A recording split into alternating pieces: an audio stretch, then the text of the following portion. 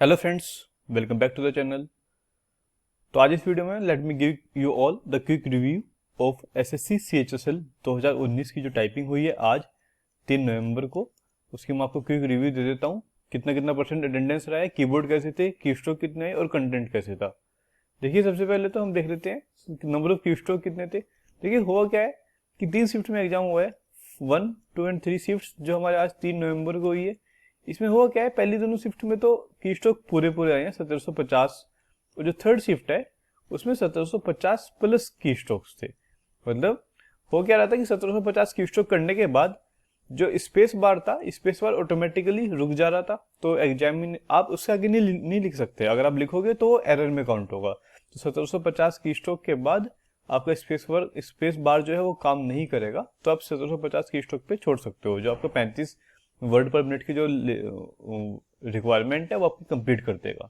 तो कंटेंट कैसा था?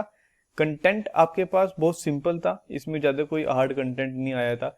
कोई भी हमारे पास स्पेशल कैरेक्टर नहीं थे, जैसे एट द रेट, हैश वगैरह कुछ नहीं था। न्यूमेरिक थे 1 2 3, मतलब कि ऐसे ऐसे वर्ड्स थे, बट हमारे पास कोई भी स्पेशल कैरेक्टर नहीं था। तो और सिंपल कंटेंट था, कुछ ज़्यादा इसमें कुछ भी ऐसे कोई भी एक्सक्लेमेशन मार्क कोई भी ऐसा बिल्कुल नहीं था। अब बताते हैं क्वालिटी ऑफ कीबोर्ड की। ये सबसे मेन फैक्टर है। देखो, ये आपका डिपेंड करता है लैब पे दूसरा आपका डिपेंड करता है लक पे। अगर लक अच्छा होता है, अच्छी लैब मिल जाती है, अच्छा कीबोर्ड मिल जाता है। मैं आपको बताता हूँ, आज मेरा भी टाइपिंग टेस्ट था और जब मेरे को लैब मिली है, वो लैब बहुत बेकार लैब थी। बहुत पुराने, उसमें एसर के बहुत पुराने कीबोर्ड्स थे और उसमें बहुत सारे कीज जो वर्क भी नहीं कर रहे थे। मतलब कि आर भी वर्क नहीं कर रहा था, बैक स्पेस भी वर्क नहीं कर रहा था उनका। और अगर हमने उनको बोला कि हमारे कीबोर्ड चेंज कर दो, तो वो कीबोर्ड चेंज करने के लिए रेडी तो थे, बट उनके पास सारे ही कीबोर्ड इस टाइप के थे, तो चेंज करवा के भी कोई फायदा नहीं है। तो ये आपके लक पे डिपेंड करता है, आपको कीबोर्ड की क्वालिटी कैसे मिलती है। देखिए, अगर आपको एसएससी अनप्रेडिक्टेबल है, इसमें आपको अगर 35 की स्पीड मांगे तो 40 प्लस लेके चलो, क्योंकि डिपेंड करता है आपके कीबोर्ड कैसा मिलता है। तो आपको पहले से तैयार रहना है, 40-45 प्लस की स्पीड बना के रखो और कोशिश करो कि प्रे करो कि अच्छा कीबोर्ड मिल जाए आपको, तो आपको ऑटोमेटिकली 35 प्लस तो आ ही जाएगी। अब बात आती है चीटर्स। हाँ, तो ये सबसे इंपॉर्टेंट फैक्टर है, चीटर्स वाली बात जो है ना। एक्चुअली हो क्या रहा था, बहुत सारे बच्चे फ्रॉड भी आए थे, जो किसी और की जगह टाइपिंग देने आए थे, तो बहुत सारे बच्चे पकड़े गए हैं। इनफैक्ट 6 to 7 बच्चे मेरी शिफ्ट में ही पकड़े गए थे। उसके बाद में उन्होंने शायद पुलिस वगैरह को भी कॉल करा है। एक्शन क्या होगा ये मेरे को नहीं पता, बट हाँ, चीटर्स काफ़ी आए थे। मैंने इन्विजिलेटर से पूछा भी था, तो वो बता रहा था कि आज कई सारे चीटर्स जो है, जो फ्रॉड केस है, वो पकड़े जा चुके हैं। अब बात आती है अटेंडेंस की।